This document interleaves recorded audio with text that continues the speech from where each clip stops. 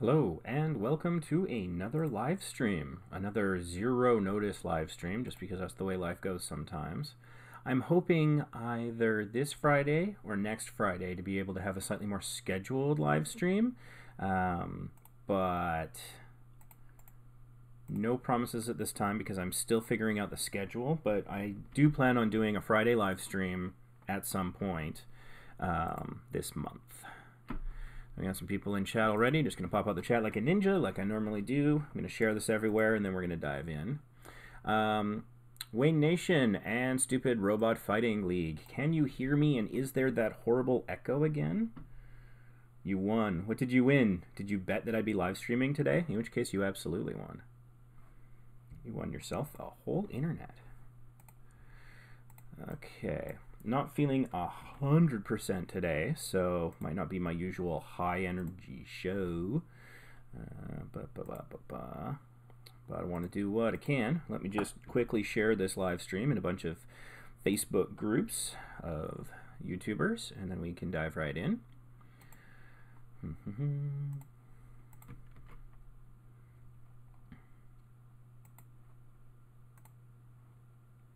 No echo. Fantastic.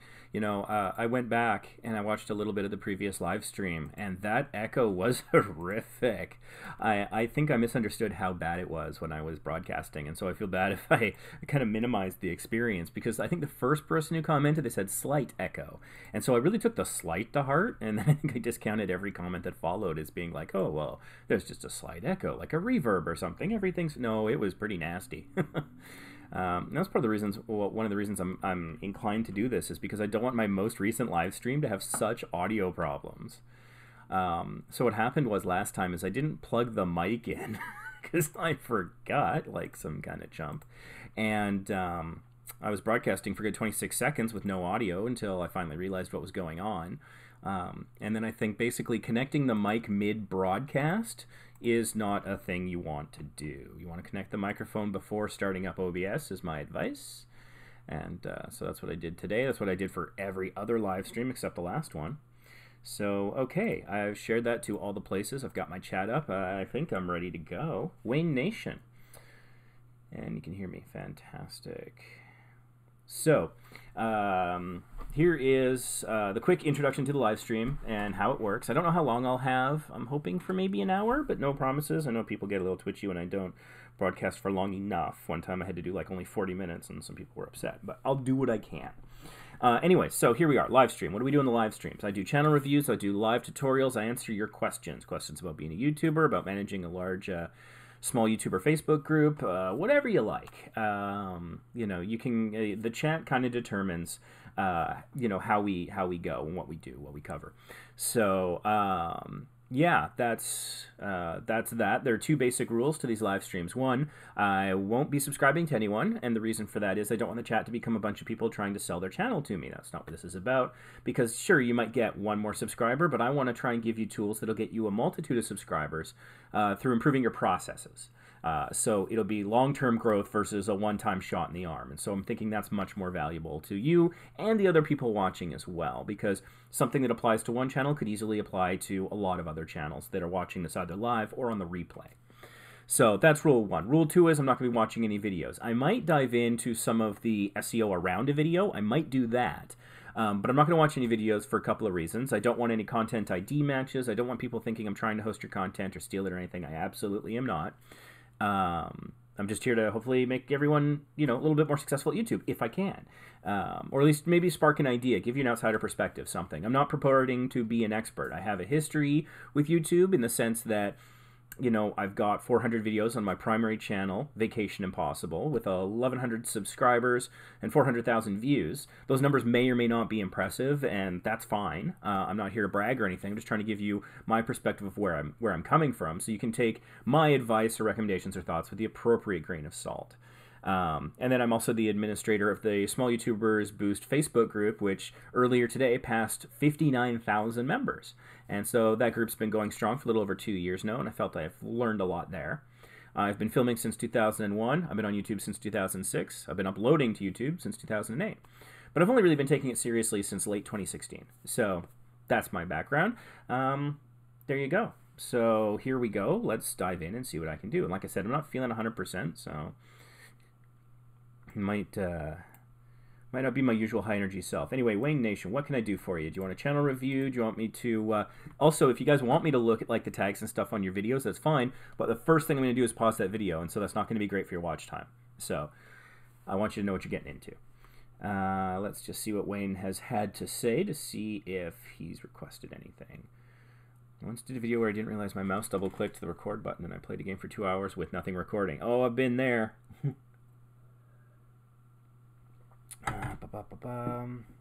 I'm not seeing anything from Wayne. Wayne, did you want a channel review? Did you have a tutorial? You want to know how to do something specific? Possibly with TubeBuddy or just in general? While I wait to see if Wayne has something to say on that front, because of latency and other things, I'll just quickly explain what you're looking at here. So I am sharing my web browser. I'm using Firefox, and I have the TubeBuddy browser extension installed. And I'm currently logged in as my Vacation Impossible account because on that account I have the legendary paid version of TubeBuddy. And that gives me a whole bunch of tools that really help me do better at YouTube, but it also helps me during these live streams because it can tell me more about your channel and maybe give me some insight into giving some advice or whatever.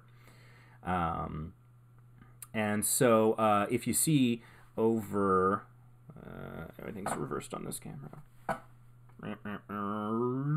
In that general direction, past my cartoon mug there, there's something that's called Channelytics, and so that's part of the TubeBuddy browser extension that can be useful.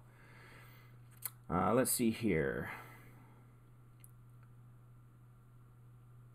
Oh, interesting. Anyways, you're interested in increasing your video quality. What about scripting advice? I've attempted a few vlogs, but feel I could be doing more. What advice would you give? That's new. Cool. I feel I repeat myself a lot in these live streams, so I'm excited when there's something new. Increasing your video quality. I mean, that can mean a lot of different things. It can definitely mean like your actual image quality. I recommend recording in 1080p 60. So that's 1080 pixels high in the resolution, standard full HD. And the 60 is frames per second. I recommend recording in 60 frames per second, but rendering at 30. The reason for that is if there's anything that you want to slow down, it looks a lot better if you've captured it at 60 frames per second and then render it at 30 versus capture at 30, slow it down, render at 30. It looks a little more jittery. So in terms of actual image quality, that's probably not what you're asking about. I'm just going to kind of cover everything I can think of here. So that would be my starting advice there in terms of quality. Now about scripting. I haven't done much scripted content myself. I mean, I have a little bit of like acting experience from like high school and stuff. Nothing professional. But in terms of scripting, it depends on the nature of your content. For example, if you're a reaction channel, scripting is probably a bad idea unless you're an amazing actor. And even then, I just don't think it's a good idea because then it's inauthentic. So, for example, people often ask me, oh, hey, you know, do you have a video I can react to? And I always link them up to my Six Flags video where I got kicked off some rides at Six Flags for filming with my GoPro. Partly because in that video, nobody's perfect. The people at Six Flags are inconsistent and downright towards the end rude. And frankly, my friend and I probably could have been a little bit nicer about it. So it gets really strong reactions from people. And so when I send them this video and I tell them that, I say, don't watch the video before you have the camera on, because then it's not really a reaction, right? Like, if you're a reaction channel, I would imagine that's what you're doing. So, so some things need to be ad-libbed, depending on the nature of your content. And so, like, if you're doing a Let's Play, that probably... Oops, I left my sound on my phone. I'm just going to quickly turn this off. That was the sound of a probe droid, which is what I have for messages coming in. So, don't content ID me, Star Wars. Just a second.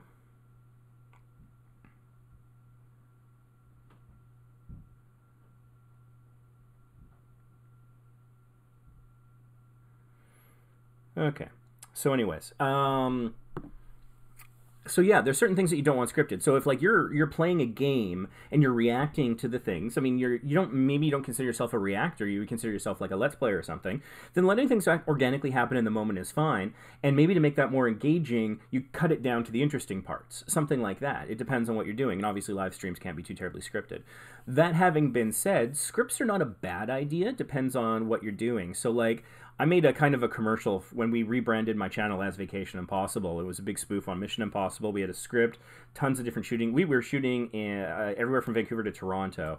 And so we had a whole bunch of people involved. I did my first ever green screen effect. And so scripting can be really good. My caution...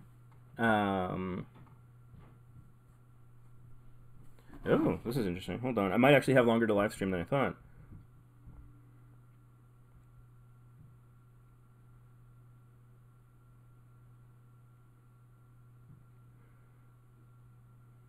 I'm sure watching me type on my phone is fascinating, but it's possibly buying us more time for the live stream. So this could be win-win. It's an investment. So anyways, yeah. So the thing is, if you do have a script, don't let yourself be totally like handcuffed by that script is my advice. So actually, for example, the second Transformers movie happened during the writer's strike. And so what they did is they got the script done right before the writer's strike kicked in, and then they were filming throughout that writer's strike, and that was actually a problem because as per the rules of the strike, they couldn't change any of the things that were written because that would be writing. And so if you watch that movie, you find that I think a lot of the dialogue and the way it's delivered and stuff like that, it wasn't organic, and some of it, frankly, came off as offensive to some people. I won't get into that, but because they were tied to the script, they couldn't change one word because of certain rules in the industry. And so if you do have a script, don't be letter perfect to the script. That's when you get people saying things super stiffly and awkwardly, and they're just worried about remembering their lines, and like it doesn't flow, it's not organic. And so that would be one of my concerns. Like, I find a lot of people when they write scripts, they don't use contractions. They do not use contractions. That doesn't sound super organic, right? And so it depends on who you're writing for, and try to write each person in their own voice, that kind of stuff. But if you're there in the moment and you're saying the line and you're like, this feels robotic, it feels awkward, I don't think it's what this character would say, something like that, then change it up, try it different, do a couple of takes, and don't be totally in love with the script if you do the scripting side of things. But I did see that you had mentioned something about you've attempted a few vlogs.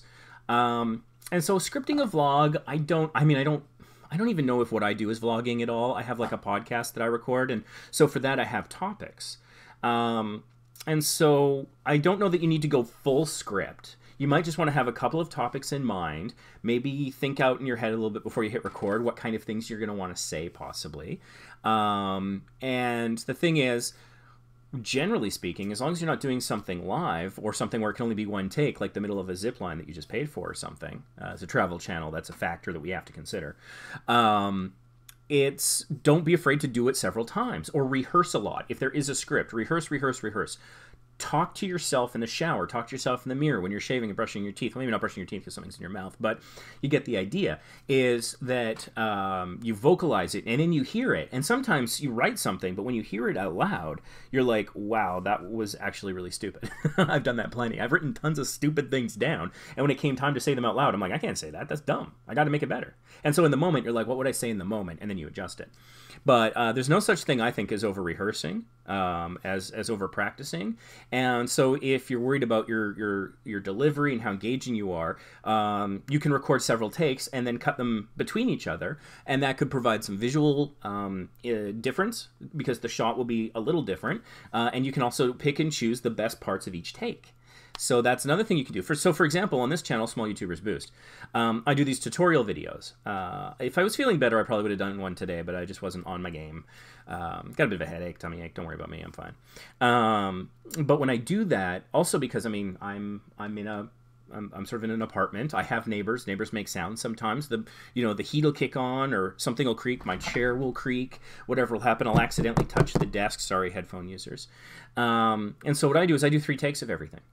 And like before, when I was doing collabs with people, I was doing a lot of voice work. So there was like gaming channels that wanted me to play like the gruff sergeant, giving them that's a horrible voice, but Anyways, I like to think I did better on the actual voiceover stuff that I did. Or I was narrating or whatever, other people's videos. And I always did 3 takes so that they could pick and choose. Like, actually, there was one where I was like, you know, this drill sergeant type guy. And so I did one where I was trying to be like Michael Ironside from Starship Troopers. Like, I was trying to be, you know, gruff. And then there was another one where I just played it straight. And then there was another one where I tried to sound, I think, angry or something. I forget what I did. And then they can just pick and choose what they want. And so when I do my tutorials, I did my What is TubeBuddy tutorial. Oh, that's awkward for the hand. Right there. I recorded the audio of it 3 times. I didn't have a script, but I knew the things that I wanted to talk about. I had some screenshots I knew I'd be using in the video, and I had those in front of me to look at as a visual cue. And then I just did 3 runs straight through. And so generally, when I'm editing these tutorial videos, I'll normally end up using the first and maybe second audio take. I rarely need to go to the third. My most recent one, though, there was tons of sound distortion, so I had to use all 3 and just cut them up as needed. So that's one of the things I think for vloggers is don't be afraid to do it a couple of times. And, you know, I do the podcast, and I do the podcast with co-hosts every now and then. And so one of the things that often is kind of frustrating is like someone will cough, and then someone else will speak, and then they'll apologize for coughing. And so I've had to sit them down and basically say, like, look, when you're on the podcast and you do something that interrupts, that's fine. Don't worry about apologizing because that's just burning time. What you're going to want to do is, like, if you cough in the middle of someone speaking or yourself speaking, basically everybody wind it back 5 seconds and then continue. And I'll edit it later so that, you know, the cough doesn't come through because headphone users, ouch. And also, you know, it's unprofessional and it's a waste of time and stuff like that. But then I can splice the audio. Just go back to the last time somebody finished a sentence or took a breath, and then I can splice over to the other audio source. So, you know, it's that kind of stuff. Don't be afraid, especially if you're not doing it live. Don't be afraid to experiment or get it wrong or look silly or whatever, because ultimately, if you're the editor and you're the publisher, you decide what goes out into the world. So, you know, I've recorded tons of stuff that makes me just go, oh my God, I can't use that. And thankfully, I might have had another take. Sometimes I didn't. Like on the cruise ships, we would record the water slides, and I'm like, oh my God, I was shooting like right up my nose, or oh my God, my belly fat's in the way, or so. Like I need to get it into the gym or something. It's like eye-opening moment. And so, you know, if it's a one take thing, then you're more restricted. But if you're a vlogger and you're just recording in your house or something, then yeah, do that. Have tons of extra footage. Like get yourself a massive hard drive and just keep everything, is my advice. Because you never know when you might want to go back. Because you feel, I felt super embarrassed in the moment, but then, you know, a couple months pass, you get perspective, and you're like, that was actually pretty funny. And so you might want to go back and do an outtakes reel one day, and that might be your most popular video because it could be hilarious. And it could be nothing but the cringeworthy stuff, as people say. So those are some thoughts there. Let me just see what else Wayne had about his question. Making videos more interesting and engaging. Yeah, so interesting and engaging videos. There's a lot of different things you can do. There's visual engagement. So in your editing, if you're using Premiere or something like that, it's really quite easy to put graphics, overlay other video. And I do that on my podcast clips a lot because it's us sitting in front of a microphone and we're just talking. And so sometimes that can be a little engaging, but not super. So what I'll do is, if I'm talking about, hey, that time we were in Vegas when we went to, you know, the west rim of the Grand Canyon or something, or I'll be talking about, oh, the Paradise cruise ship, I will replace the video that you see with video from that trip or graphics, or I'll have picture-in-picture or different things like that. If I'm talking about a subject, like I have some videos about what's the cheapest way to get from LAX to the cruise terminal in Long Beach, I'll put up an overlay of text that'll be like the prices I'm talking about. So that makes it visually engaging. There's like the school of jump cut that believes you have to change the angle in the video every like 2, 5 seconds, 10 seconds or something because people are lazy. I don't fully buy into that. I think it should be driven by the content. So like in my spa rant video where I had a customer service failure on a ship at a spa, it's just me kind of angry talking into the camera, and that's the whole thing. It's a very popular video, but that's because I was passionate about what was happening, because it just happened. And so people really engaged. They complained that I was a little too close to the camera, and I mean, I was restricted because I'm in a cabin and I'm holding the camera up with my hands. Like my arms are only so long, right? But it's a really popular video, and it doesn't have practically any cuts in it whatsoever. So it really depends on the content. But if you're talking about something and you're like, that reminds me of this picture, this other footage I have, this other video, then you can overlay it and intersplice it. and that can make it visually more engaging. And then in terms of like the sound, you can have some copyright-free music. Thankfully, I've got somebody who writes some music for my channel, which is a godsend. The day I found him was the day my channel was like, okay, now I got to get serious, because I got the last piece of the puzzle I needed, basically. But it was like, you can have some background music. A lot of people do this.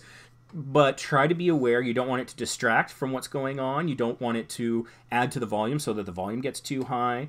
So you want to really be sensitive to that. Feel free to make the music super quiet. Like in Premiere Pro, you can adjust the audio levels, right?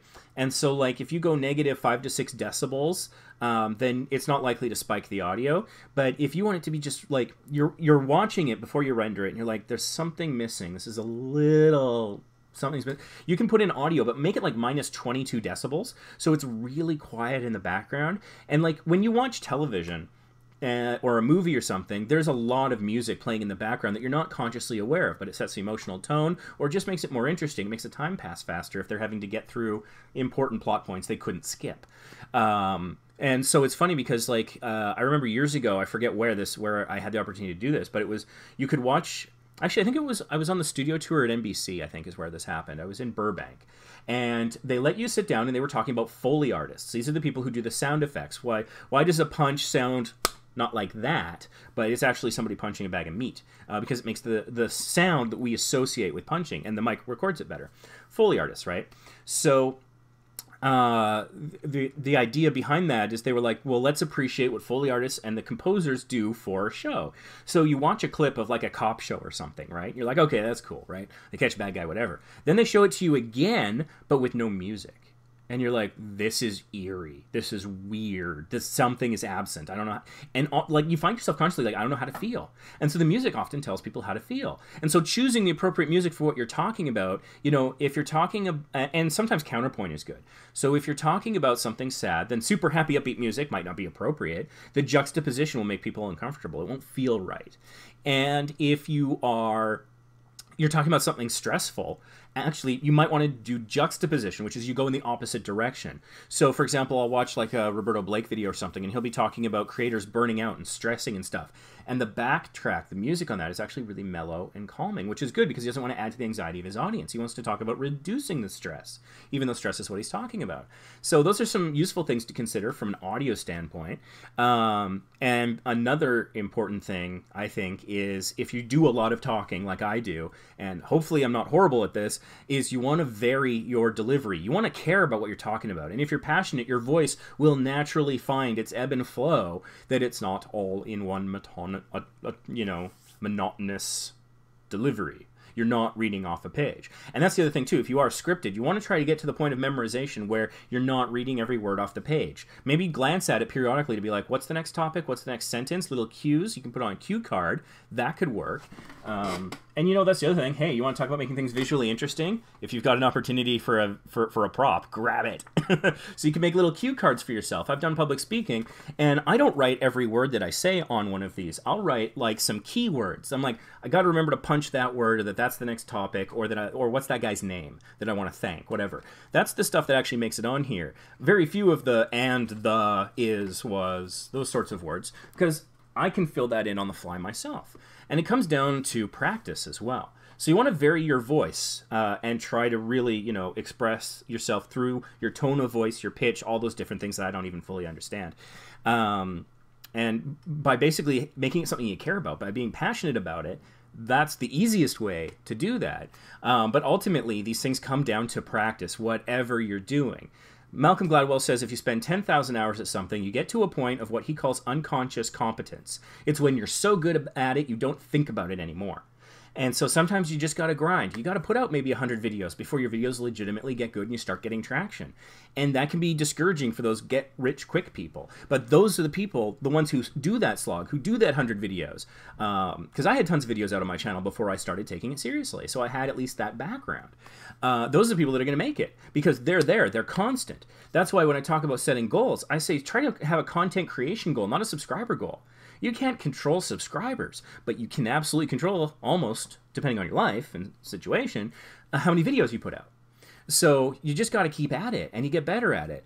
I was the captain of an improv team. Improv is like, whose line is it anyways, if you're not familiar with it. So you get up in front of a bunch of people and you make scenes.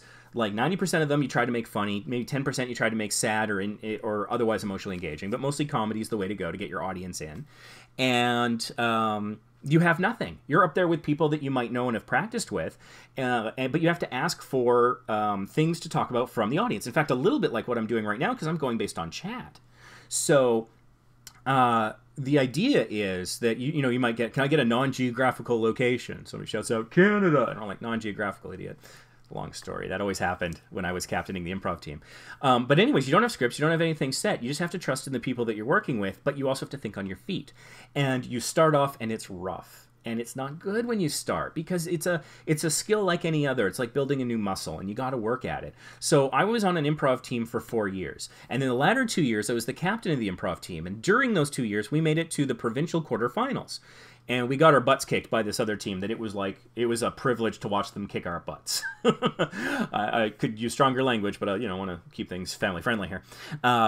Anyway, so then this was in high school. And then I went to college for 2 years, and then I transferred to a university. So I hadn't done any improv or practically any public speaking at all for 2 years. And then I went to the tryouts for the university improv team because my friend said I should. I'm like, all right, fine, I'll give it a try. And I was horrible. They did not accept me, and they were right not to accept me. I had atrophied my public speaking and improv skills so bad in just 2 years that it felt like I was starting almost from scratch again.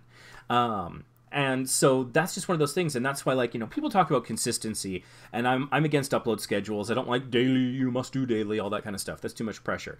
But consistency of always showing up. Maybe it's only 1 video a week. Maybe it's inconsistent. Maybe 3 videos a month. Sometimes it's 1 a day for 3 days and then nothing. Whatever your life can allow you to do is fine. But, I found what I thought was going to be somewhere between an hour, well, basically around an hour. So I'm like, you know what, I'm going to go live. I could have worked on something else. I could have done some behind the scenes. I could have done my meta tags. I could have done whatever. I'm like, I'm gonna go live, and that's because you got to keep at it. You got to keep at it if you want to get good at it. And so, yeah, those are just some things to think about. And don't be too hard on yourself, because you never know what the internet's gonna like. The internet's gonna like what it's gonna like, and some people are just gonna hate everything. So that's the way that is. Okay, I'm just gonna check chat here.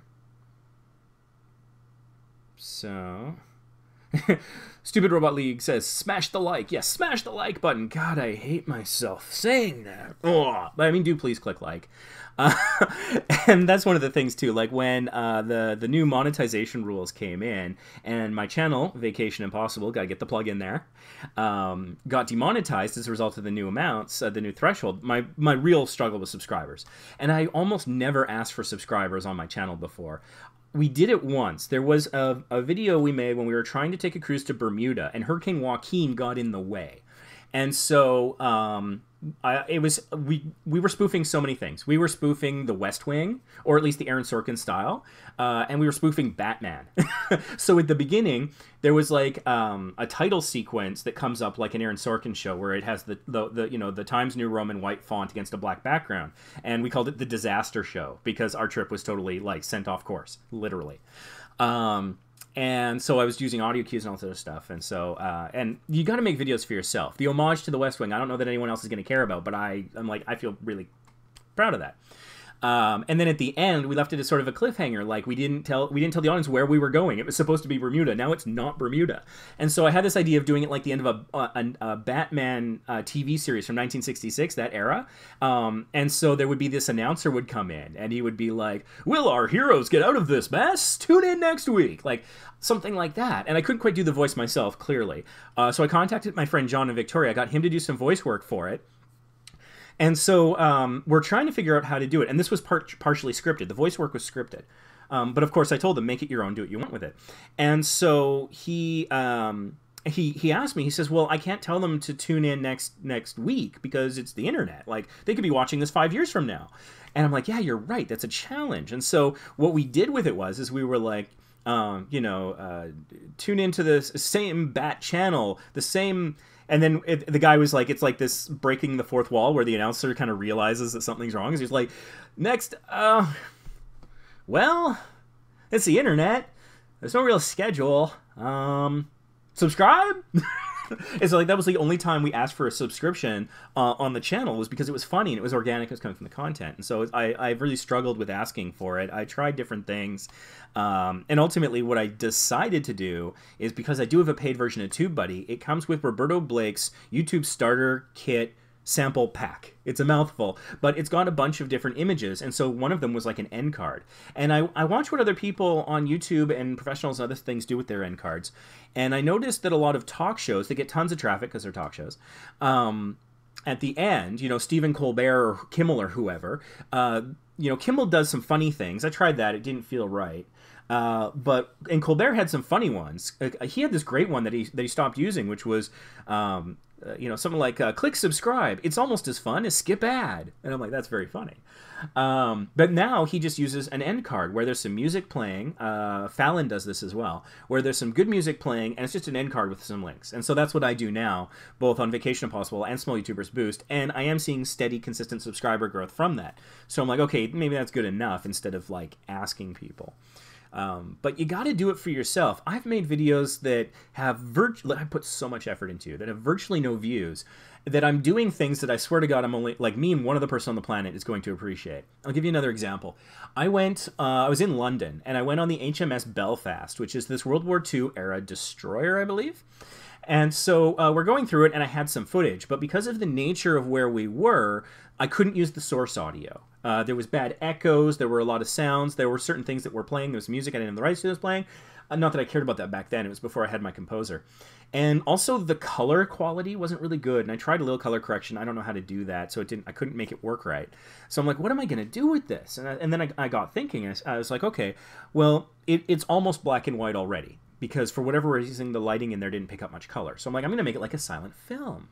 That's what I'll do. And so I did a little bit of research. And I was like, what are some of the most famous silent films? What are some of the first silent films that were ever done? And so I did a little bit of research. I have a political science degree, which is actually what's hiding behind my magnet here. And so there is sort of this old Soviet propaganda film called The Battleship Potemkin. And so I was doing some reading on that, and I found out that it was a silent film that was composed, the music was composed by someone not involved with the film. And the person who made the film, admittedly sort of a propagandist, but he also saw it as a piece of art. And so one of the things that he said is he hoped that the film would hold up, and that every 10 years, a new person would write new music for this silent film. And I found that fascinating. And then I found out that one of my favorite bands, my literal favorite band of all time, the Pet Shop Boys, wrote a Battleship Potemkin soundtrack. And so now I had my idea. It was this bizarre Venn diagram of people who knew the Battleship Potemkin and knew Pet Shop Boys and actually watched a travel video. Like, how many people are in that Venn diagram? 3? If I'm lucky. So I go and I got the Battleship Potemkin, and I was trying to do not a shot for shot thing, but I tried to do interstitial credits. Like on a silent film, something would happen and then words would come up on a screen. They would be like what they said, or a title of a chapter, or an explanation of what's going on. And so I did a shot-for-shot recreation of the title cards that came up. I like screen capped the originals. I opened Photoshop, created my own that was on our content, but in the same style of the Battleship Potemkin. Then I got the Pet Shop Boys soundtrack. I don't know if I got content ID'd on that, but I don't care. I wasn't in it for money. I wanted to make this thing. I don't even know why. I couldn't explain it. Maybe it makes me an artist. I don't know. It sounds pompous. Whatever. So anyways, then I put it up and I called it the Battleship Belfast as an homage to the Battleship Potemkin. Ain't nobody cares about any of that. I spent days of my life on this, but nobody cares. But I still feel good that I did it. I still think I did a decent job on that. And so if those are the kinds of things that are motivating you to do YouTube, you're gonna come back, and you can't not create. You got an idea, and you can't just let it sit there in your head. You're gonna want to do it if you got a passion for it. And those are the people who are gonna constantly show up. And those are the people, like, maybe not consistently on a schedule, but you're going to be drawn back to it time and time again. People in the Facebook group, they say, like, oh, I'm burnt out. What am I going to do? I say, take a break.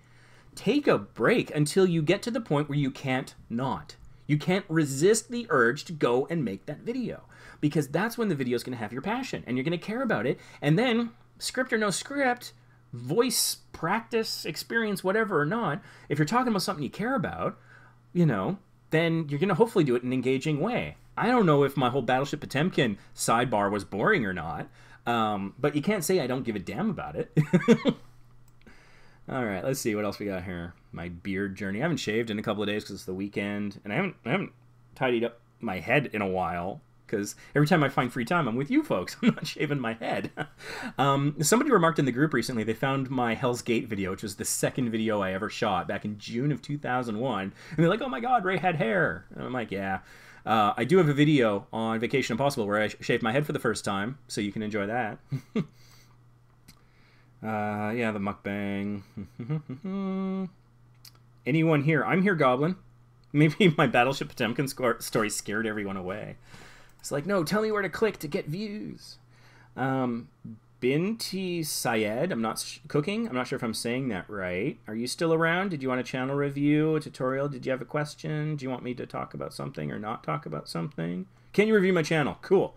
Let's do that. A classic channel review. Instead of hearing me wax nostalgic about all of my past videos in what might look like a semi-transparent effort to get people to go watch and subscribe. I'm not, but if it were to happen, I wouldn't say no. All right. Bint E. Syed cooking. So, okay, I appreciate that. Actually, I like the logo. That's pretty solid. I wonder what it'll look like at slower resolution, but this looks really professional. I like that. Let's see. And it looks like, yeah, all the videos coming up here are from your channel. They look very professionally done. You've got some consistent look here about your thumbnails. You do have this subscribe thing as part of the thumbnail. I would drop that and make your logo bigger because at this resolution I can't see the pot or the name. And so it's gotten too small. And I think partially the problem is the subscribe button. And again, it's not a functional button. If I were to click there, I'd watch the video. I wouldn't subscribe to the channel. So I would drop the subscribe part out and then make the icon bigger. So it was better visibility. But otherwise, you've got some consistent sort of coloration.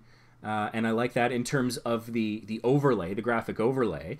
And I see that that's a semi-transparent overlay, which is pretty good. Little inconsistent in the shading between these top two thumbnails. But it's still, I mean, it's clearly all the same channel. So consistent look, which is good. One thought about the pictures of the food is you might want to consider, if you've got Photoshop, and given the transparency stuff here, I think you might want to consider pumping up the vibrance. So I do this on my thumbnails. I go into the vibrance, and it allows you to increase vibrance and saturation, even though the heading is just vibrance for some reason. I like to increase both by 25 or 1 by 50, depending on what looks good. It's got a preview toggle, so you can see kind of the before and after, just clicking away. But what I think is that when you have an image, and you're going to want to upload like a 1080p thumbnail, that's a true HD thumbnail. I mean, drop the peaks, it's not relevant, but it's 1080. 1080 is your resolution. It's 1920 by 1080. That's the resolution you want on your thumbnail. Don't go bigger because you're limited to, I think, like 2 megs is the maximum file size, so you can't actually have a 4K image without dropping the quality. So, like, why do it? That's counterintuitive. You have to compress it so heavily. So I would say, yeah, 1920 by 1080. Anyway, so what happens is that it never displays at that full resolution, almost never. Some websites might embed it larger, but even then it won't be full. So it's going to shrink the image down in how it's presented, and that's fine. That's how it works. That's not a bad thing. But my theory is, and I don't have a graphic training background, so I don't know, but what I've noticed is the images seem a little blunted when they get shrunk down. They seem a little dull. So if you increase the saturation and the vibrance by 25 points, or maybe just the vibrance by 50 points and the other by nothing, because you don't want it to look artificial. You don't want the people looking like they're made of Play-Doh or something. But if you do that little increase on the background image, then the colors will still pop even at lower resolution. So if you find you had this great picture of a tree and it's super green and lush and everything, and then you upload it and then you see your thumbnail and I'm like, that doesn't look the same when it's small. Why does the color look so different? I think that's part of why. So if you increase the vibrance and the saturation in advance, when it shrinks down, it all evens out. And make sure that it doesn't look totally insane. at full size. Don't make it look super artificial. But I think we can be permitted pumping it up a little bit. I think that to counteract the compression of shrinking it down, I think it's fine. Like, for example, one of the things that I've thought about and I've gotten advice and I've struggled with on my travel channel, Vacation Impossible, is people say, why don't you do a green screen for everything? You could just record in your house with a green screen and make it look like you're anywhere. And that feels like a lie. It feels inauthentic. I don't want to do that. And so I decided to go the exact opposite. And I said, you know what? We're only going to record on location. We're never going to record in my house unless it's like an odd scripted commercial or somebody is on vacation and visiting us, because then it's their vacation and they're on site. So we did that a couple times for the podcast. But that's my rules. I want to do it all on location because I want it to look as real, as authentic as possible. But a little color correction is okay, I think. I think that's fine, especially on the thumbnails. So anyways, little rant there. So all of the tags on the right-hand side, you see I've got my TubeBuddy Search Explorer. Gives me some useful information. So the tags seem on brand. Your channel description, welcome to, what is it? It's Bint E Syed Cooking. Hopefully I'm saying that right. On this channel, you'll find a variety of quick and easy recipes from different cuisines, such as ... This is really good, but I would say you can save some space at the beginning so that more can be visible when they first look at it. I'm going to go on the above the fold rant again. Get yourself a snack.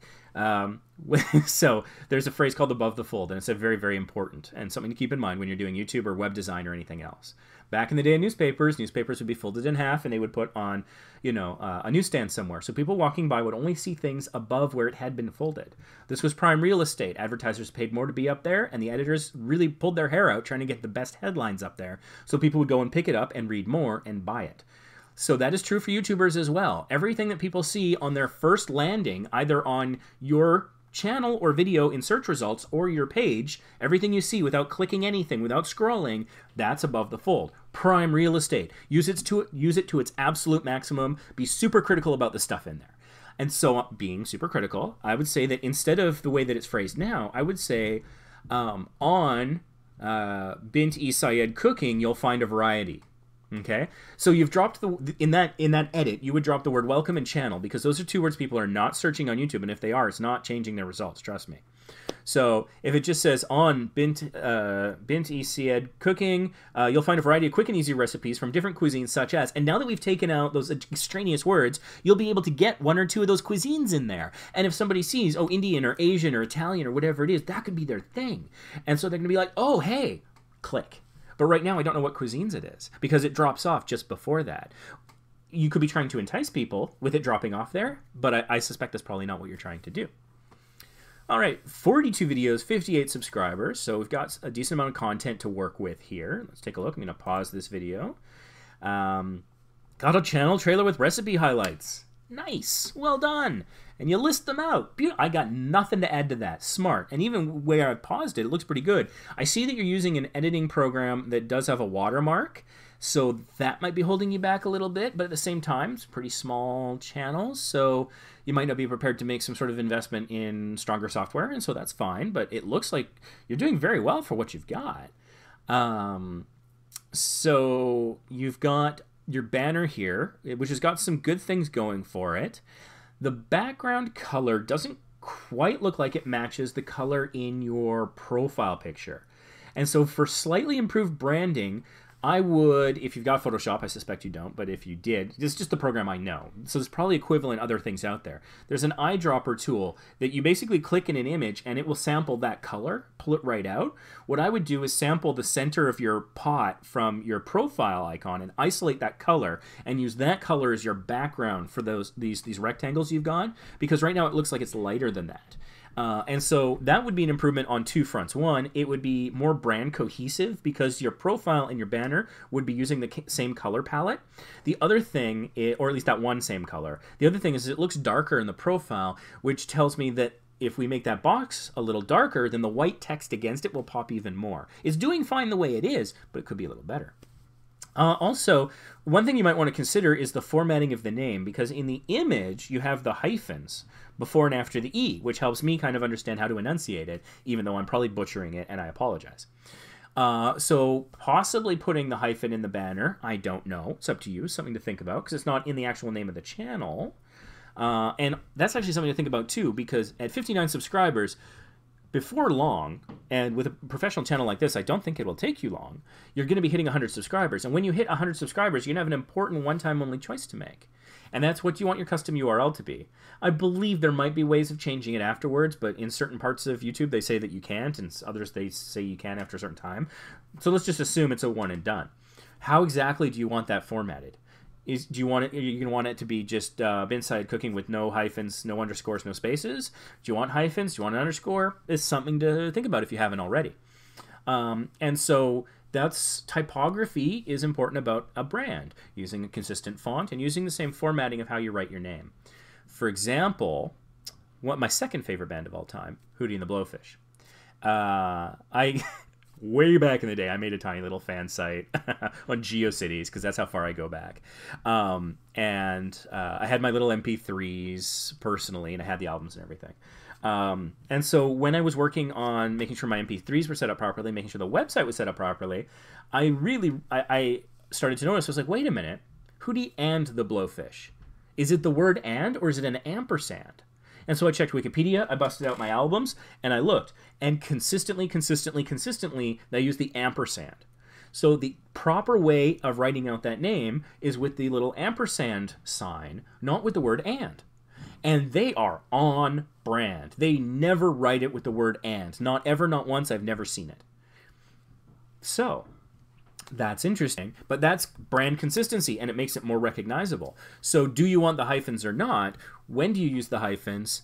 I mean, it might sound like like a silly thing to care about at 59 subscribers. You know, it's pretty young. How long has the channel been around? Just going to take a look at your About page quickly here. Okay, you've been out since July, so you got like half a year under your belt. So it's still pretty young, and that's fine. That's good. But... And it might sound silly to think about these things. It's like the person who just got their first job worrying about the tax brackets for millionaires. It's like, well, how badly do you really need to concern yourself with that now? How badly do you need to consider, you know, your branding? But if you're having graphics, like an infographic or on an end card or whatever in the video, you can't go change that afterwards. And if you have 400 videos when you make it big and you need more consistency, you don't want to go back over 400 videos. Trust me, as a guy with 400 videos, I've had to do this where I was like, oh, I need to go change this thing on every last video. Now, if you have to do that, TubeBuddy can do a mass update. Thank God for them. That's helpful. And if you don't have TubeBuddy, there's a link in the description down below. It is an affiliate link. There's a free version and a paid version. And if you join the Small YouTubers Boost group on Facebook and check the announcements, there's a discount code that'll save you 20% if you decide to get the paid version. But anyway, so, you know, TubeBuddy allows you to do some mass uploads, so thank God for that. But before I discovered TubeBuddy, which was only this August, basically like a month after you created your channel, I found TubeBuddy.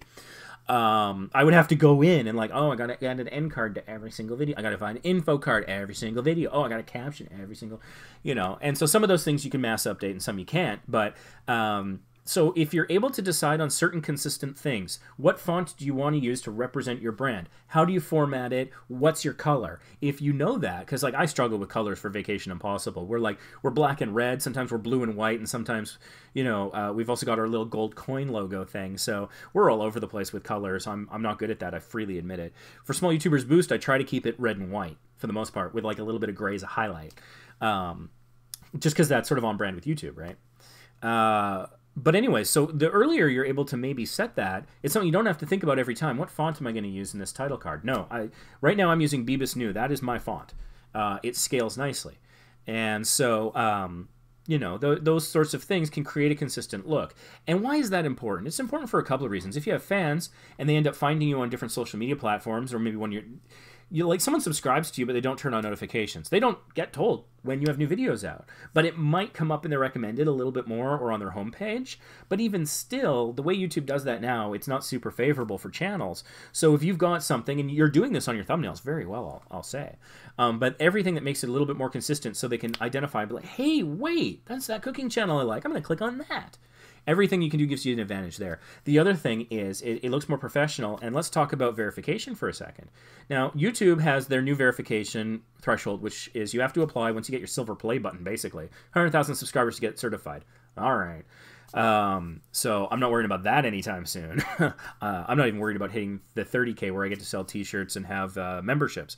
But other platforms use different metrics. And so Twitter and Instagram and Facebook, they all have different ways of determining whether or not we'll verify your account and give you that magic check mark next to it that gives you this symbol of authority, what truly makes you official. Writing official in your username does nothing for you as far as I'm concerned. But that check mark can mean a lot. So people, will trust the check mark because it's been around, it's established, it's proven. I can trust it, right? You'll be here tomorrow is the idea. And so when people like Twitter and Facebook and Instagram, Facebook and Instagram, same company, but they handle it differently. They go out and they decide, am I going to verify this person? Do they look legit? Do they look real? One of the things they'll do is they'll check the other instances of your brand out on the internet. And they'll see, oh, well, this is the same banner here, here, and here. So these are probably all them. And they've got some followers over here, and they're cross-linking, and like, this looks legit. It increases your likelihood of getting verified on other platforms. YouTube's got their own rule, but on other platforms. And so that's a good thing because you want to drive traffic to your channel. And I'm seeing here, you're on Twitter, you're on Facebook, you're on Instagram, you're on Google+, you got Blogger, which makes sense for recipes. Well done. I don't need to tell you about that. You know what you're doing there. But the more consistent the look is across all those platforms, the more likely the other platforms will verify you. Then other people will see you and trust you as a source, and that will then possibly drive traffic to your YouTube channel. So that's part of why that kind of stuff can be important. It feels admittedly strange giving advice about some things that I myself don't do super well. But I understand them. It doesn't mean I'm talented at it, though. So looking here, you've got a featured channel, but you don't have the second module enabled down here where YouTube would recommend channels on your behalf. I highly recommend that. From my experiences with the algorithm, having that enabled actually helps your videos get recommended more, even though those two functions are not related. The algorithm makes interesting connections that we're not fully understanding because it's a big fat secret, and also it's machine learning, so it's teaching itself over time, which means Google and YouTube themselves, Alphabet, might not know what it does, which is a little scary, Skynet, but anyways. But from my experiences, having that box enabled will actually help your videos show up better in search. It's weird, but it seems to be, if not a causal relationship, there's definitely a correlation. I highly recommend it. And, it shows that you support other people. So you've got your uploads, your popular uploads, specific types of recipes, health videos. This is good. This is a good channel layout. And so you're going to you got a bunch of playlists. That's awesome. And just a reminder to everyone, your videos can be in more than one playlist. So for example, I'll have playlists for trips on my Vacation Impossible channel. The trip where I went on the Paradise, which is a cruise ship, and I was in the piano bar, and there was this hilarious performer who's super talented called Gustavo. And so that video is in a playlist for that trip. That's the official playlist for that video. But that video also appears in another playlist I created called Piano Bar Shenanigans, which is basically all the piano bars I've recorded in. It's just all of those, because maybe somebody just wants to watch that. They don't care about the ship. They want to watch the piano bar. They can watch that playlist. And so it's in both playlists. One of them is official. The other one's not, but it exists in both places. More opportunities for things to be watched. So, for example, I see rice recipe and chutney recipe and healthy recipe and soup recipe. So, vegetable. You're going to have a vegetable soup. So that can be in both. You're going to make something with chutney and rice. That can be in both, and that's fine. All of them could be in a healthy playlist. So I hope you're doing that. If you're not, I recommend you do that. It looks like you are. Because the first two playlists have the same video thumbnail showing. So that's more advice for other people. Let's take a look at your Channelytics. This is the plugin from TubeBuddy. Affiliate link down below. Now when you open this, I found that the subscriber thing doesn't refresh. You have to toggle it over to views and back to subscribers, and then it works well. So let's take a look at your channel. And you've got channel tags, which is great. And these look... Yeah, these look great. These are all on brand. These look very effective. So your channel tags are doing well. So let's see. You had strong subscriber growth on December 28th. You got 5 subscribers that day. And it also looked like that growth was sustained over a period of days. So let's see. What happened on December 28th? You want to bet there's a lot of views? I would think there would be. Oh. No, actually, it's kind of within the standard deviation for your channel. So... I'm guessing there was a new video. That's interesting. So I'm not seeing a new video there on that particular day. Maybe it was like the video on the 26th did it for you, or maybe the 29th was early on the 29th and it recorded on the 20th. I don't know. My thinking here is that on the 28th you shared your content somewhere. That's my guess. You shared your content somewhere that was the niche for your audience. And because you shared it somewhere effectively, they were highly likely to subscribe versus a standard viewer, which is why we're not seeing a view spike. That's my guess. I don't know. Only you know what you did on your channel and what you did to promote it on that particular day. But around the time of the 28th and the following 3 or 4 days, you had some really good subscriber growth. So how can we replicate that? How can we make that happen long term? Maybe find the places where you shared it. Maybe you went into a subreddit and just posted your video and you forgot about it. Well, maybe you should go back to that subreddit and engage with other people and, you know, help answer their questions about recipe suggestions or whatever. How do I cook this? Maybe that's, or it was a Facebook group, or maybe you just shared it at work. I don't know. But maybe you can kind of figure out what you did around that time frame. And you can use your Google Analytics, your YouTube Analytics, sorry, to go in there and see sort of where the traffic was coming from. You can also check your subscriber tab to see what videos people were clicking subscribe from, or was it the homepage or somewhere else. And then you can kind of diagnose, pick it apart and see, like, what did I do that made that work? And now how can I use that information? How can I double down on it? You might not be able to. If it was just the day you shared it with all your coworkers, you get to tap that well once and you're done. But if it was something else, something replicatable, a message board that you went to and you posted one time and didn't go back to, maybe you should go back to it. Maybe. See where that traffic is coming from. You might have something there. Also, I noticed there were 2 days in December where you posted 2 videos on one day, but the days immediately preceding and following, there were no videos. And so I do highly recommend people don't post more than once a day unless you can post once a day and more every day. Part of the reason behind that, and I've talked about this before, so brace yourselves, but there are 3 critical time frames when it comes to a new video. The first hour, the first 24 hours, and the first week. The first hour is important for something called view velocity. This is often an indication of how many of your subscribers have notifications turned on. And so if you get a lot of views in that first hour, then that's really good. That's view velocity. And so the algorithm will favor you if you do well in that first hour. Then there's the first 24 hours. How many views do you get in the first 24 hours? Is another sort of sign of, because every time we upload a new video to YouTube, the algorithm is desperate to find out what it's about and what it'll be and how to best use it. And so it needs information. And in order to get that information, it needs people to watch it. But also it needs to see how many people watch it, where they come from, how long they watch for, do they interact with the content, things like that. It's very important.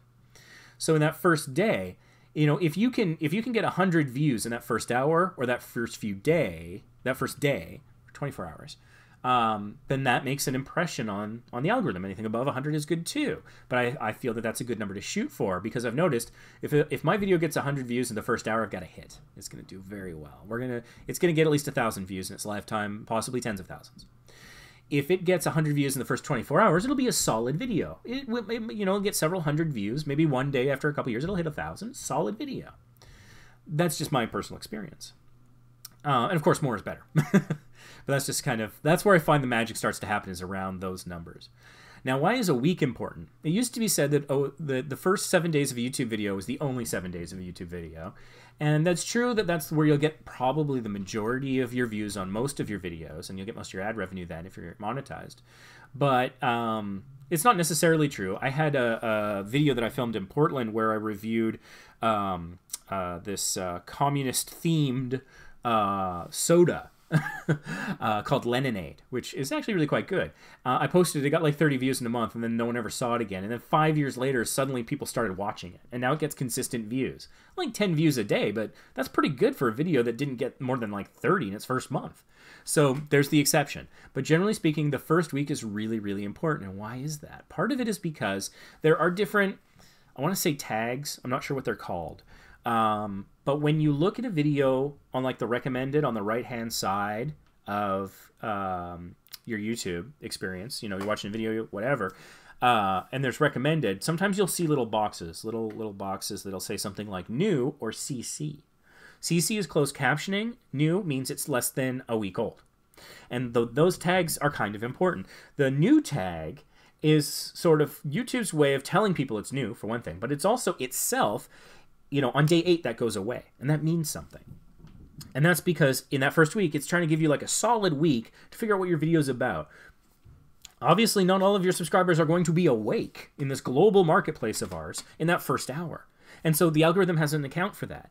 And that first 24 hours, they could be on a plane, they could be traveling, they could be at work, they could just be busy. They might not be on the platform. But in a week, that's normally an acceptable time frame that somebody should probably have checked out your video by that time.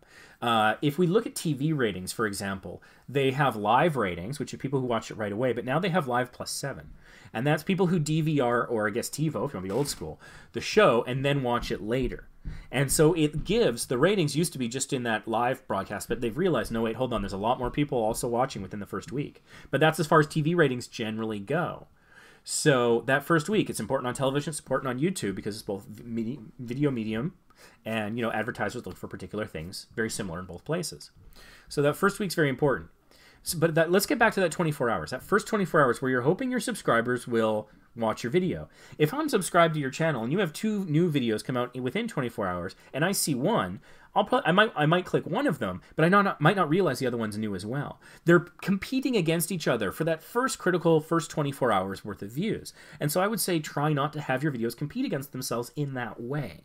And also, if you have a video come out every day, we've had person after person tell us that the algorithm really favors you when you do that. And so instead of having 2 in one day, have 1 a day for 2 days, and that actually helps you more algorithmically. So that's that. And I think that kind of concludes this channel review. I've been yammering at you for a while, so I'm going to look at chat and see what's going on. Morning or evening? It is afternoon. It is 1:07 p.m. here in Vancouver.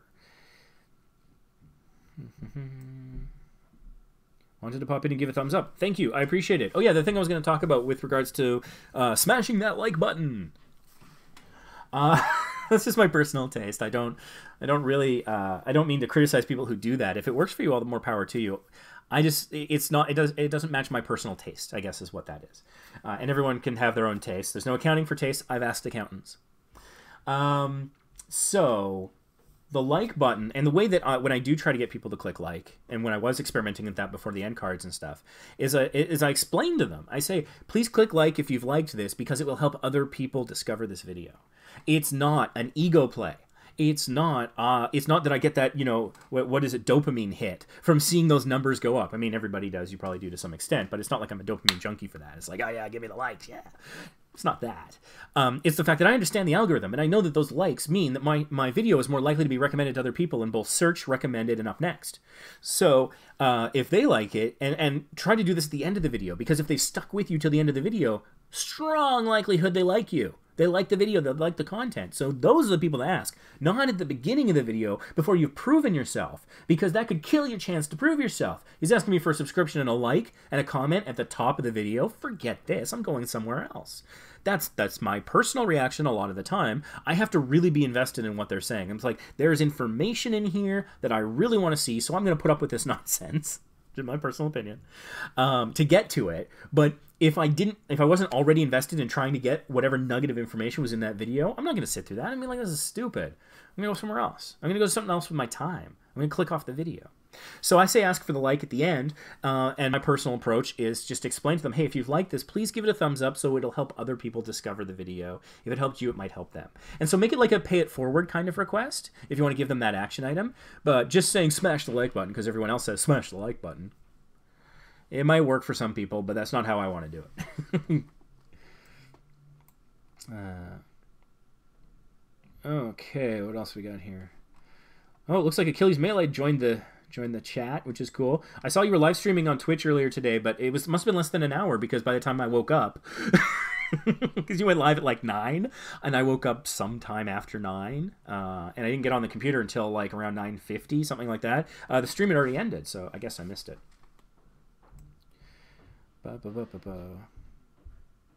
Control M to change the vibrance? I'm going to try that next time I'm in Photoshop. These shortcuts, man, like these little things, you're like, oh, is that going to save me a lot of time? I don't know. And then you find yourself using it all the time and saving you so much time. Like, here is a quick little Photoshop tip for you. When I saw it, it blew my freaking mind. I've been using Premiere. I've been using Premiere since 2001, since version 2.0, all right?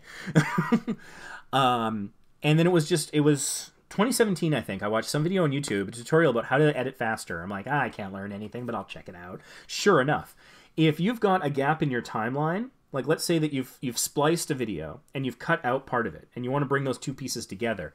Click the space between and press delete and it'll put them together for you. I mean, depending on what else is happening on the timeline, it may or may not. But if that's the only thing on the timeline or the gap exists across all the content, it puts it all together. And yeah, you know, I could just drag and move it over, select everything, drag everything over. It saves me like not a huge amount of time. But my editing has gotten actually a lot faster since I realized that because I use it all the time. It multiplies. So there's a little tip for you right there. Okay, what else we got here?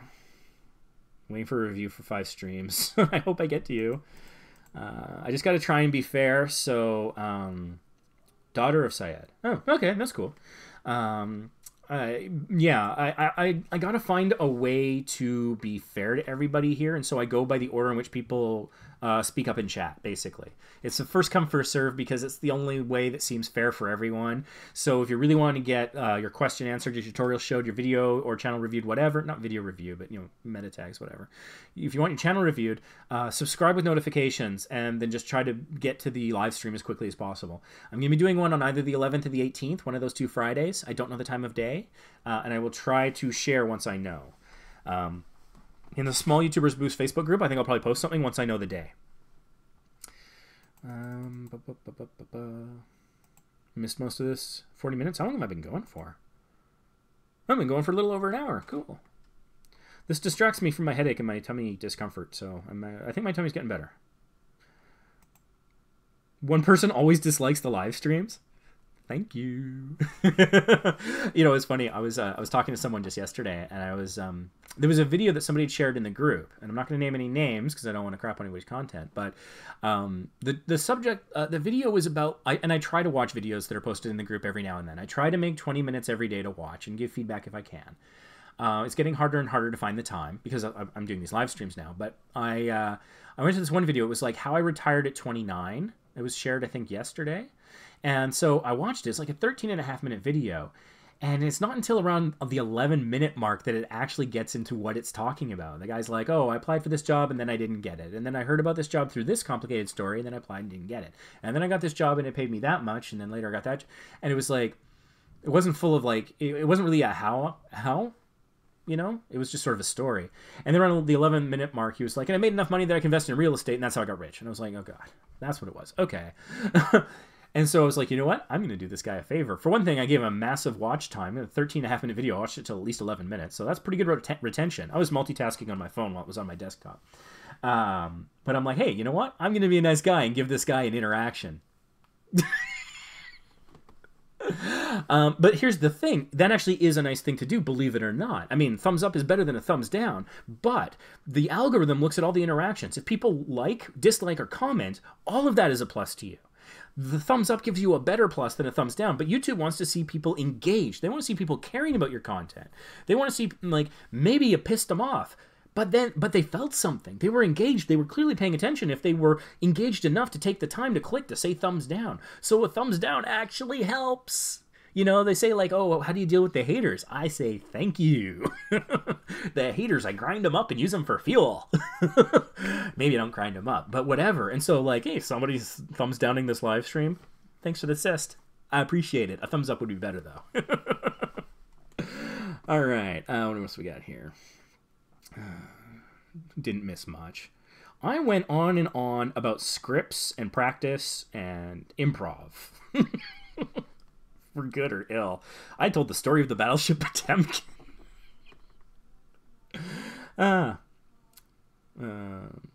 Oh, Goblin, you dislike my stream, and yet you keep coming back. I have voiced my criticism. I get off subject too much. Alright. Alright, you want me to stay on subject. Well, what's the subject? I'm guessing channel reviews. So I'll do channel reviews, if that's how you want your monkey to dance. Gary Dunlop is up next, and I saw in chat he did ask for a channel review. I think I've looked at his channel before, though, so this will probably be a light touch. I remember that picture. Let's see here. High quality gaming videos brought to you by a funny little Scotsman. Yeah, I remember this. My name is Gary Dunlop. Dunlop, and I'm from the small town. So minor thing here, the I, it should be capital I apostrophe M. It's a little thing, but those little things can really show people how seriously you're taking it, and it subconsciously, I think, impacts their decision as to whether they want to invest their time. So just, tiny little thing, but takes 2 seconds. Fix it and forget it. Okay, we've got something serving as a channel trailer, but it's a nearly 40-minute video. It's 38 and change. You link to the game. That's interesting. So this is fine. I would recommend a proper channel trailer lasting between 45 and 90 seconds. Just some of the highlights, the funniest, the coolest, the most unusual things you've seen. Yeah, got a good layout. I've talked about your banner before, so you've had my advice there. You've got your 2 boxes activated here, which is good. How are you doing for playlists? Got a good number of playlists, which, you need to support a good channel layout, so that's good. Chanalytics. The TubeBuddy browser extension. Hey, look, the subscribers worked without the toggle this time. That's cool. All right. Yeah. I notice here that your channel tags, you have we, happy, and few as separate tags, and I know from improving things in the group that is actually the full title of a game, we, happy, few. So if you go in and you put commas or quotations around that in your channel tags, it'll make one longer tail keyword, which will actually serve you better, because you're not going to rank on the word we, happy, or few. Frankly, the word happy is going to probably get you Pharrell. And you're never going to win that battle. But if you put those together as a long tail keyword, a long tail keyword is a single keyword that has multiple words in it, and the longer it is, the less competitive it is. And so for smaller channels, it's often a really good approach is to attack long tail keywords. So make we, happy, few one keyword, not 3 separate ones. That will probably be a little bit better. Otherwise, your channel tags look really good to me. Subscriber growth is pretty steady. Viewership is pretty steady. A slight spike on the 19th, but not totally outside standard deviation. Every time I say standard deviation, there's anyone who takes stats that's just twitching, I bet, if they didn't like it. Say chi-squared and make you just have an episode. I did not like stats when I took it. It was like an 8:30, 8 a.m. class for me, and the teacher was nice but super dry. He thought the way to engage the students was to have the background of his desktop be a different picture of his dog every day, and I'm not a dog guy. So, yeah, it was death by PowerPoint. Anyways, enough complaining about that. So you had 3 days where you had 2 videos. I already gave my rant about that. But it is around that time frame that we saw what could be called a bit of a view spike, because that was on, the 19th? And it was the day following 2 videos coming out. So that's probably the relation there. And that's fine. You want to try and have consistent views across your channel. The number my channel, Vacation Impossible, I try to shoot for is about 500 views a day. That's really steady. So if you have the Creator Studio app on your phone, I think it's called YouTube Studio. They keep changing the names of these things. They should call it, YouTube Creator. I don't know. Anyways, if you have it, and I recommend it, it's free. Just download it. They have on the Analytics tab. Is this something I can show? Yeah, this is something I can show. You get real-time views. I'm not sure how well this will show up. Not great. Anyways, so that gives you the last 48 hours worth of views. And so when I have that number at 1,000 or above, okay, things are doing all right. When I see that number drop below 1,000, which means I'm getting less than an average of 500 views per day, that's when I'm like, how long since I got a video out? I better get a video out. That needs a little something, a little shot in the arm. And a new video is the best thing you can do. So that for me is kind of the level I'm at right now that I'm trying to keep at for whatever value that has. That was Chanalytics. Check the About page, but like I said, I've reviewed this channel before. I don't know that I have tons of useful new things to say. Yeah, and again, just like the I, the first person single letter word I should be capitalized every time, just to look a little bit more professional. And again, people aren't consciously judging you based on that kind of professionalism. I think it's a subconscious thing. And a lot of people, like people on YouTube, the viewers, I don't think they think about it as much as content creators like us do. We're constantly trying to find like what can we do better? What's a trick? What am I doing wrong? What can I do better than I am now to get more views? And most people, they're just having a fun time watching what they like. And so they don't think about it as in depth, I think, as creators generally do. It's like I was watching some video. I forget what it was. It was a piece of news or something, CNN or some other thing.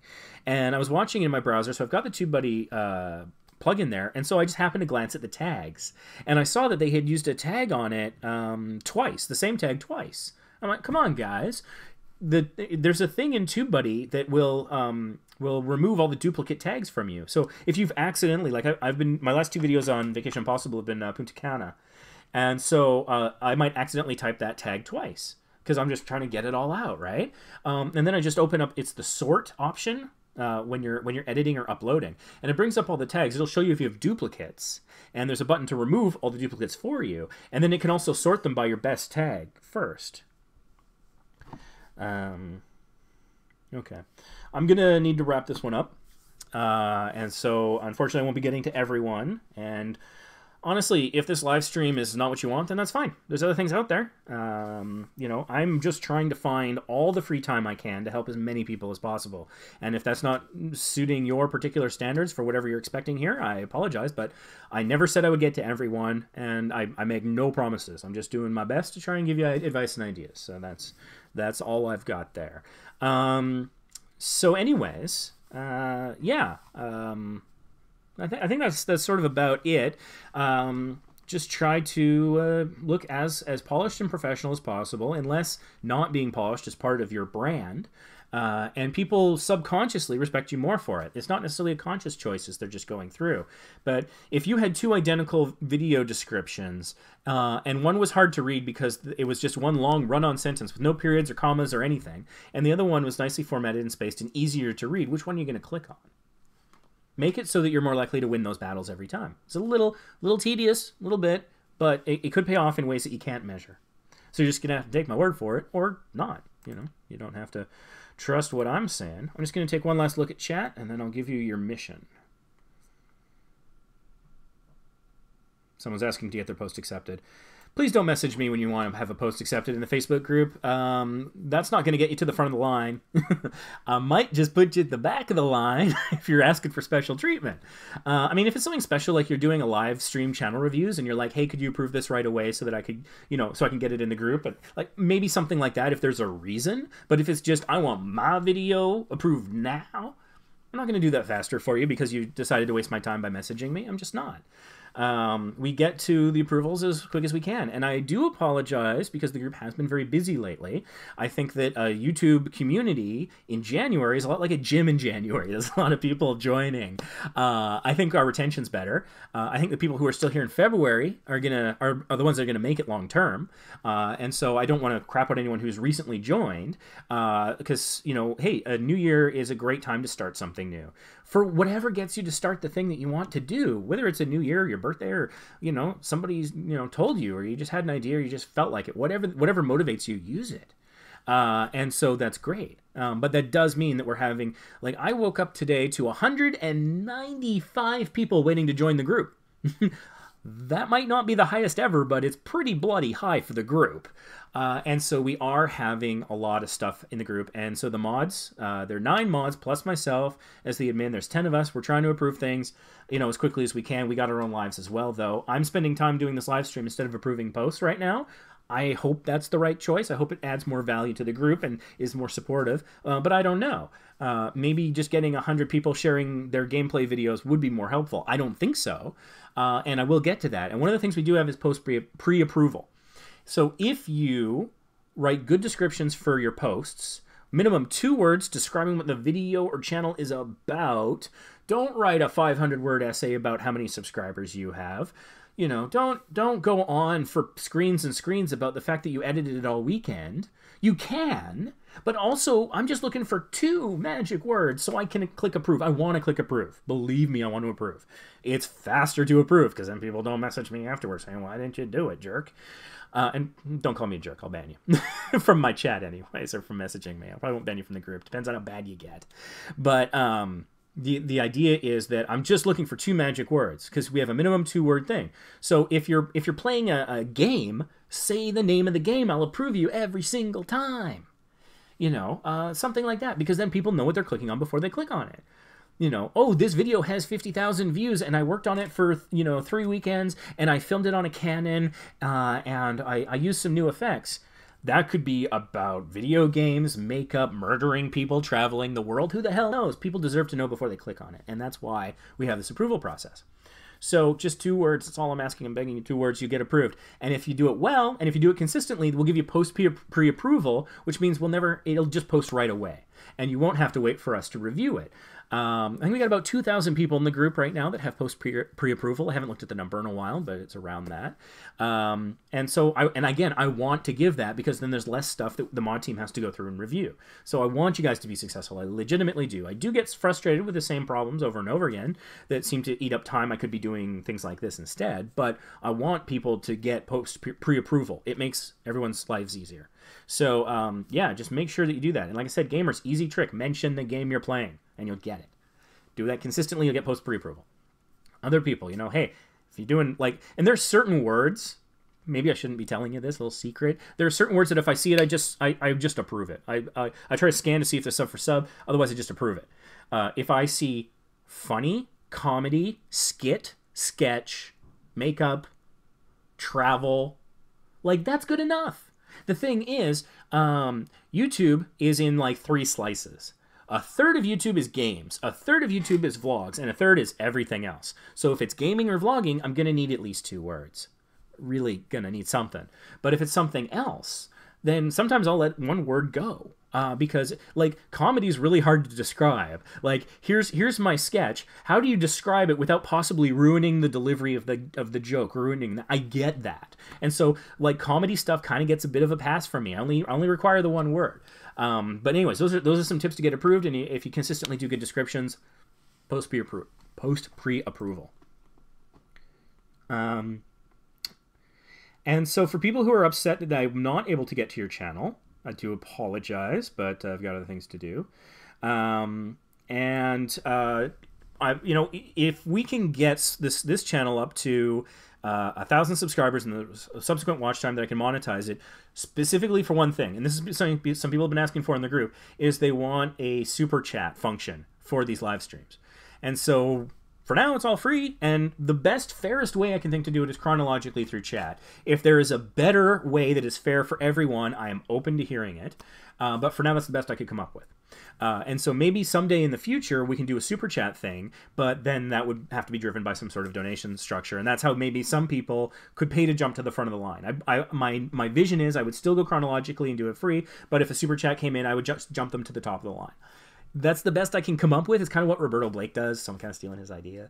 But that's just I haven't done it yet because we're nowhere near that, but I'm just thinking if this gets bigger, if that's where it goes, maybe. If you got a better suggestion, I'm certainly open to it, but that's the best I've been able to come up with my tiny little brain for now. So anyways, thanks for watching, and as I have been trying to do with these live streams, is I want to give you guys something tangible to go out and do at the end of the live stream. It could be like the end of the Truman Show, and you're like, oh, what do I do with my life now that Ray's gone? You're probably not. I don't think you'll miss me that much. But to give you something to do after watching this video, something actionable that should hopefully... Yeah, Goblin, if you keep ordering me around, I'm going to figure out how to ban people from this chat. I swear to God, I'm here to help you, but I'm not here to get bossed around by you. So, you know what? I go off topic. I might not be talking about a channel review, but I'm talking about things related to YouTube, okay? And that's what this is about. And I get to decide the subject. I get to decide the topic. You don't. So I'm giving up my free time to help people. And if I'm not doing it well enough for you, then maybe this isn't the place for you. Honestly, I might not just be able to serve what you're looking for. And I apologize for that, but I'm just not going to get bossed around by somebody in chat. Not going to happen. I don't let it happen in the Facebook group, not going to let it happen here. Anyways, getting back to something a little bit more positive, the way that I would like to end this live stream is to give people something to do, something actionable. And because I am associated with, and basically I am, Vacation Impossible, I'm going to do this in the style of Mission Impossible. So your mission, if you choose to accept it, is to go and find a video that doesn't have any comments on it and then find something to say. I have a back catalog of videos, but it doesn't have to be me. But this is a good way to support small YouTubers. And the other thing is like if you're the first comment and you say something supportive, or you ask a good question, or you provide some information, you're more likely to get pinned. And then if that video blows up, your comment stays at the top, and people might discover your channel that way. So that's my my challenge to you. Your mission, if you choose to accept it, is to go and find a video with no comments, be the first to comment on it in a positive, constructive way. Okay? So I hope this is helpful for you guys. Like I said, I think I'm going to try and do another live stream either on the 11th or the 18th. And if another chance opens up, I just go live, you know, when I find the time. So subscribe and notifications on to be notified of that. Otherwise, yeah, that is about it. This live stream will self-destruct in 5 seconds.